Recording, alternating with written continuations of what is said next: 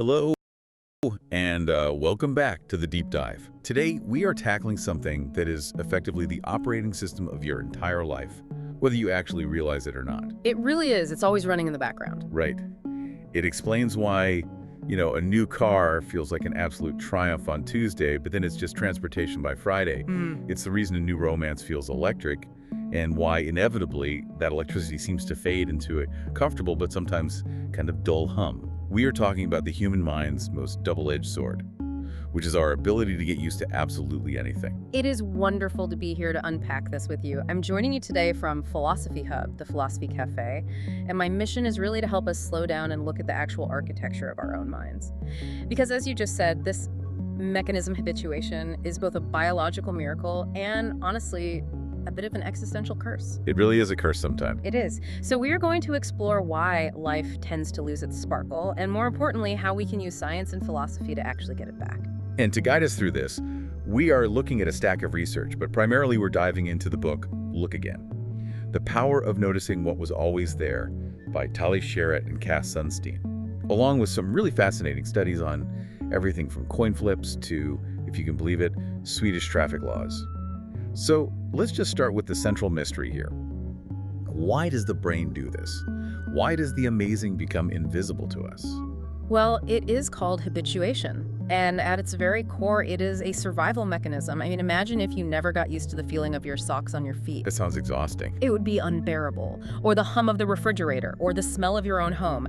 You would be completely overwhelmed by sensory data. Your brain decides, okay, this is constant, this is safe, I can stop paying attention to it to save energy for new threats. That is the blessing. It helps us adjust to freezing cold water or a difficult job. Right, but then there's the flip side of that. Because if we stop noticing the socks, we also stop noticing the sunset. Exactly. The curse is that the brain applies this exact same filter to the good stuff. You stop noticing the joy of your partner's laugh, or the beauty of your neighborhood, or the sheer safety of living in a time without plague. We stop seeing what is always there because the brain just labels it as solved. And if you are enjoying this deep dive into the architecture of your mind so far, please take a second to like and share this audio. It really helps support the mission of the Philosophy Cafe and spreads these ideas to people who might really need a fresh perspective today. We truly appreciate that support. It helps us keep these vital conversations going. So I want to dig into the actual mechanics of this because I found a study in the notes involving puppies that was, frankly, it was a little disturbing. Yeah. It suggests we're essentially lying to ourselves about how much we enjoy things. Yes. It is a profound study by Tali, Sharot. They showed people images that are universally considered cute. So puppies, babies, that sort of thing. Things everyone loves. Right. And they showed them the exact same image 10 times. Now, if you ask the people on the 10th viewing, is this still cute? They say, yes, absolutely, it's a 10 out of 10. They are cognitively convinced they still enjoy it just as much. So their brain tells them, I like this. Yeah. But their body disagrees. Precisely. The researchers attach electromyography or EMG sensors to the participants' faces to measure the tiny involuntary muscles associated with smiling. And here's the catch. By the 10th viewing, those muscles had flatlined. They just stopped reacting entirely. They stopped reacting. Emotionally, the joy was gone.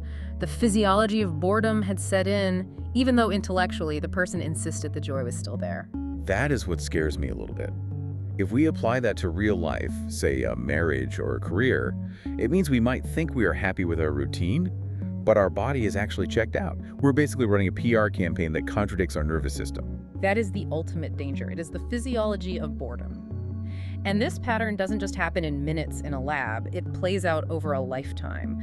This connects to something sociologists call the U-curve of happiness. I've seen this chart. It's the idea that happiness isn't a straight line that goes up or down. It actually dips significantly in the middle of life. It dips significantly, yes. The data suggests that statistically, human happiness hits rock bottom between the ages of 47 and 62. Now, it varies by country. It's a bit later in Russia, a bit earlier in Western nations, but the pattern is incredibly consistent worldwide. That sounds incredibly depressing for anyone entering that age bracket. Is it just inevitable misery? It sounds that way, but let's look at it with some compassion. If you are in that bracket, this isn't a personal failure. It is simply a biological resetting of expectations. How do you mean? Well, you have habituated to the novelty of early adulthood, the career, the house, the family. You've achieved or settled into these things. but you haven't yet reached the deep acceptance of later life. The expectations you had were high, but the reality has just become routine. So it's almost like a calibration error in the brain. In a way, yes. But the good news is, statistically, happiness rebounds significantly after age 60. You essentially dehabituate to life. You start appreciating the basics again. But that middle trough, that is where the active work is required. It's very reassuring to know that if you were 50 and feeling a bit meh about everything, it's just biology doing its thing. It's not just you. Exactly. So let's get practical here. If habituation is the enemy of joy, how do we fight it? There's this age-old debate, can money buy happiness? And the research here is super specific about what you should actually buy. This is where we look at the work of Thomas Stilovich. He compares material goods, like buying a new fridge, a fancy watch, or a car, versus experiences like concerts, travel, or taking a cooking class. The verdict is quite clear. Experiences fight habituation much better than goods do. Because the fridge just sits there and becomes background noise. Exactly. The fridge becomes furniture. It becomes part of the invisible background of your life within weeks. But experiences become part of your identity. You tell stories about them. That social connection retelling the story of a trip reignites the emotion. And you can't really compare in the same way, right? That's a huge factor. Goods suffer from comparison. You buy a nice TV, but then your neighbor buys a bigger one, and suddenly your joy just vanishes. But it is much harder to compare my hike in the mountains with your day at the beach. They're incomparable, so the joy remains pure. There was also a nuance about negative surprise that I found really insightful in the source material. Because usually we think a bad experience is just, well, it's just bad. Yes, but think about it this way. If you buy a high-end blender and it breaks after a week, how do you feel? I feel cheated. I feel angry. It feels like a total scam. Right, but if you go on a vacation and it rains the entire time... I'm miserable in the moment, sure. In the moment, yes. But 6 months later, that becomes a funny story. You say, remember the time we got soaked in London and had to hide in that tiny phone booth? The negative experience becomes a bonding memory. While the broken blender is just annoying trash. Exactly. Experiences, even the bad ones, weave into the fabric of who we are. So we need to prioritize the things that give us stories, but we also need to manage how we consume pleasure. The source material calls this being an entrepreneur of dehabituation. There was a strategy about taking breaks that seemed completely counterintuitive to me. This is fascinating stuff. Logic tells us if something is fun like a massage or an amazing TV show, we should just binge it. We want to maximize the time. But the research suggests that interrupting a positive experience actually makes it better. Stop the massage right in the middle. Yeah. That sounds terrible. It feels completely wrong, doesn't it? Right. But if you stop for a few minutes, when you resume, your brain treats it as new again. You get a second spike of dopamine, you break the habituation curve. So you're tricking the system. Exactly. If you just power through, the last 10 minutes of a long massage are physically less pleasurable to your nervous system than the first 10. But the rule is the exact opposite for bad stuff, right? Absolutely. If you are doing something painful like loud construction work or studying a terribly boring text or scrubbing the floor, do not take a break. Because you'll reset the pain. Yes. If you stop, you lose the habituation that was numbing the pain. When you start again, it will hurt just as much as the very beginning. The rule is power through the pain, but actively break up the pleasure. That is a genuine life hack. I'm definitely going to use that. Now, I want to pivot to relationships, because this is where habituation gets really dangerous. You fall in love, it's magical, and then they become furniture. How do we stop our partners from becoming invisible? Esther Perel has a truly beautiful analogy for this. She talks about Paris. When you first fall in love, you are in Paris, France. It is romantic, it is thrilling, it is full of art and a little bit of danger. But over time, in a long-term marriage, you move to Paris, Idaho. I actually know Paris, Idaho. It's a very small, quiet town, safe, reliable, but definitely not a thrill ride. That's it exactly. Paris, Idaho represents the safety and boredom of habituation. We trade mystery for care. And while care is wonderful and necessary, it kills desire. To re-spark that desire, we need what the sources call pixie dust. Which implies we need something magical. But practically speaking, what does that actually mean? It refers to the need for mystery and distance. Ironically, excessive intimacy can suffocate desire because there is simply nothing left to discover. To unhabituate to a partner, you sometimes need to create intentional distance. Like spending time apart. Yes. Go away for a weekend alone. Have separate hobbies. When you come back, you see them not as an extension of yourself, not as your own arm or leg, but as a separate, mysterious person again. You need to simulate the unknown to wake the brain back up. So missing someone is actually a strategic necessity for a long-term relationship. It is essential. Let's talk about curiosity, because the sources distinguish between two types of people, hunters, and busybodies. I feel like I might be a little bit of both depending on the day. Most of us are a mix, but the tendencies are distinct. This framework comes from a study tracking how people use Wikipedia.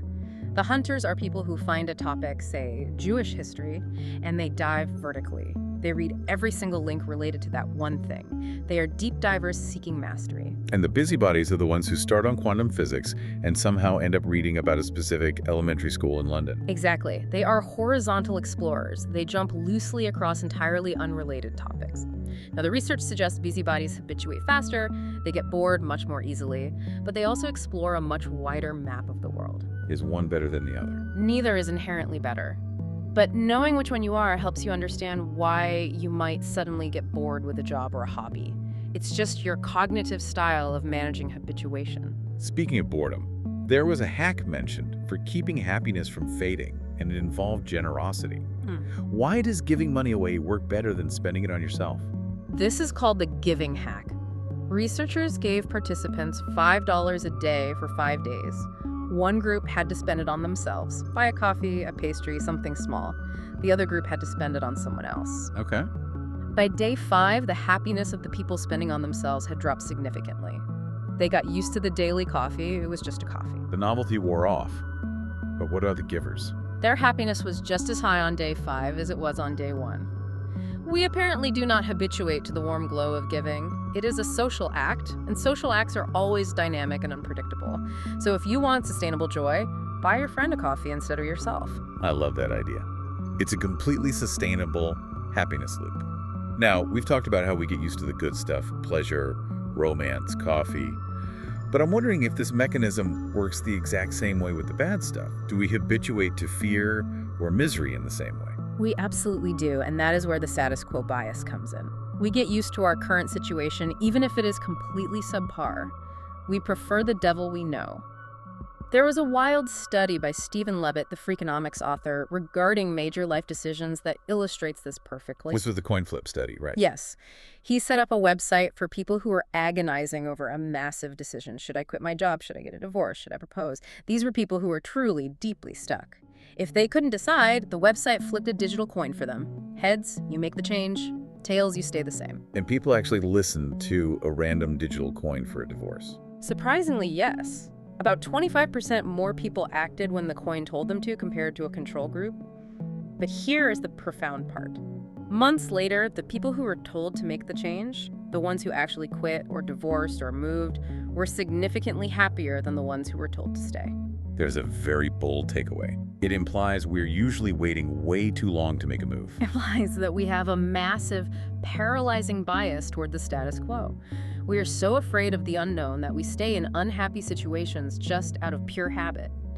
We overvalue the comfort of our current misery, and we undervalue the potential of the new. The data strongly suggests that if you are truly 50-50 on a big life change, you should jump. If you're on the fence, jump. That's terrifying, but the data clearly backs it up. Now, I want to zoom out to the biggest picture possible here. We talked about getting used to a car or a spouse, but we have also habituated to the entire era we live in. The source calls this modernity blindness. This is a crucial philosophical concept. It draws on books like Randomistas and the works of Matt Ridley.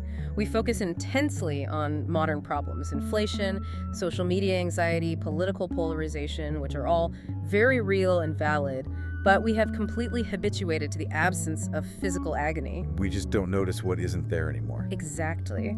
We forgot that 300 years ago, a simple toothache could literally be a death sentence, or that on long sea voyages, 50% of sailors died of scurvy. Can you imagine? Half your entire crew dissolving from the inside out. We have habituated to anesthesia, to antibiotics, to the simple fact that we can turn a tap and clean water comes out. It's so hard to wake up in the morning and be consciously grateful that I don't have a guinea worm parasite. It just feels normal. And that is the philosophical trap we fall into. Are we depressed because things are actually bad? Or are we depressed because we have habituated to such a high level of safety that our threshold for what feels bad has drastically lowered? We have the luxury of anxiety because we aren't fighting for our immediate daily survival. That's quite a perspective shift. Yeah. We're suffering from the luxury of safety. But speaking of modern anxieties, we really have to talk about the dark side of habituation, which is social media. There was a study where they paid people to get off Facebook, and the results were just staggering. This is the Alcott study from 2020. They paid people about $102 to deactivate their Facebook accounts for 1 month.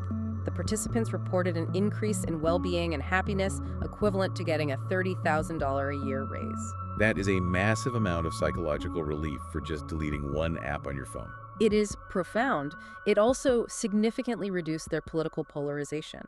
When you aren't feeding your brain the habit loop of outrage every single hour, you naturally become less extreme. However, there was a trade-off.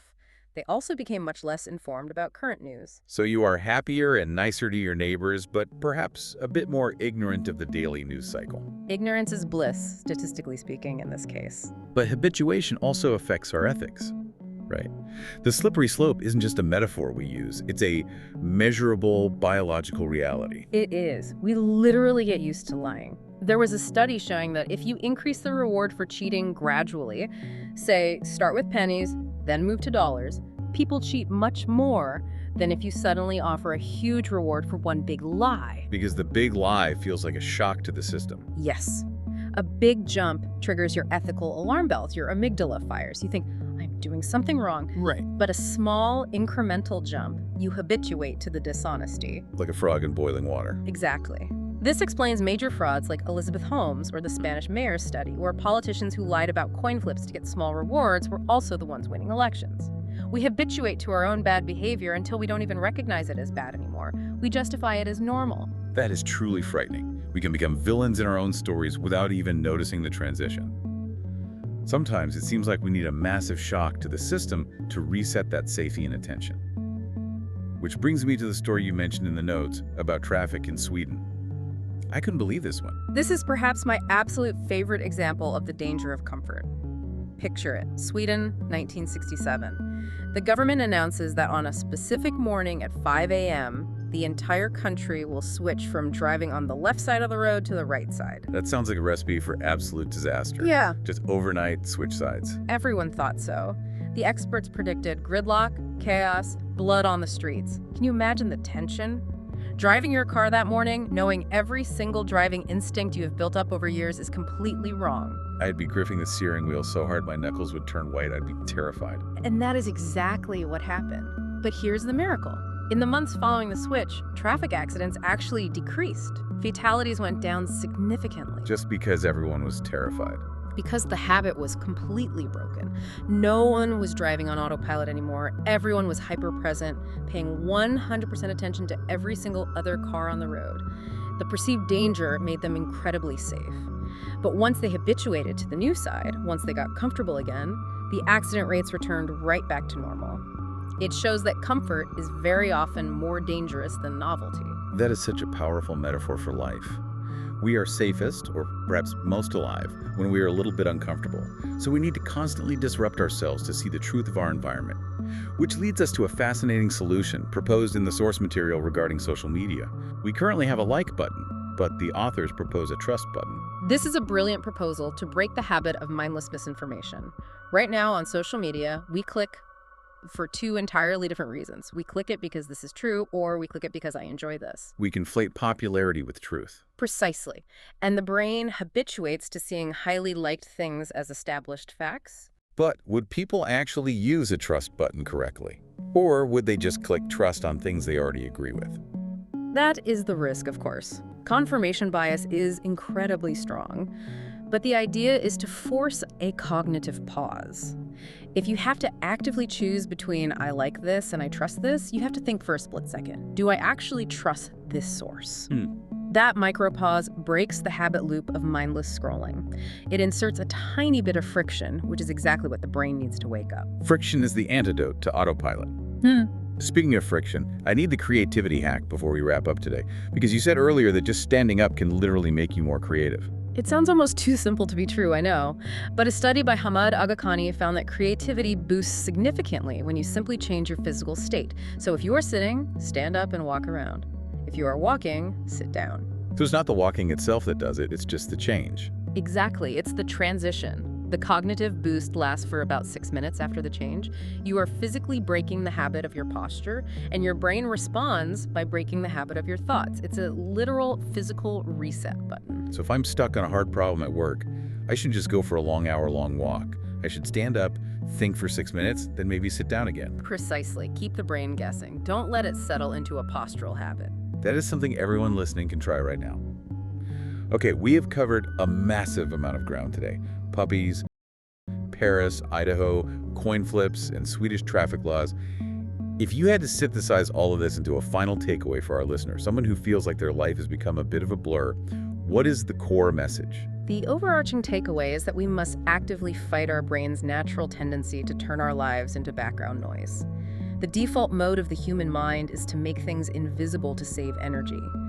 To live a rich, meaningful life, you have to be an active disruptor. You must disrupt your pleasures with breaks to keep them fresh. You must disrupt your comforts with challenges to remain grateful. And you must disrupt your routine to stay creative. Ultimately, don't let your life become Paris, Idaho. And I want to leave you, the listener, with a final provocative thought on this. We talked about risk today. Consider a highly trained surgeon. You might think you want the surgeon who hasn't made a single mistake in 5 years. You want the perfect record. But the philosophy of habituation suggests something entirely different, doesn't it? It suggests that the surgeon who made a minor error 3 months ago might actually be the safer choice. Why is that? Because the perfect surgeon has habituated to their own success. They may have lost their sensitivity to risk. They are operating on autopilot. But the surgeon with the recent error is fully awake. They are paying absolute attention. They are driving on the right side of the road for the first time again. A terrifying but deeply profound thought. Sometimes the mistake is the very thing that wakes us up. Thank you so much for guiding us through this architecture of the mind today. It has been an absolute pleasure. And thank you to you, the listener, for spending this time with us. If you found value in this deep dive, please support Philosophy Hub, the Philosophy Cafe, by sharing this audio with a friend who might be stuck in a bit of a loop right now. Shake up your habits, notice what's right in front of you, and we'll see you on the next deep dive.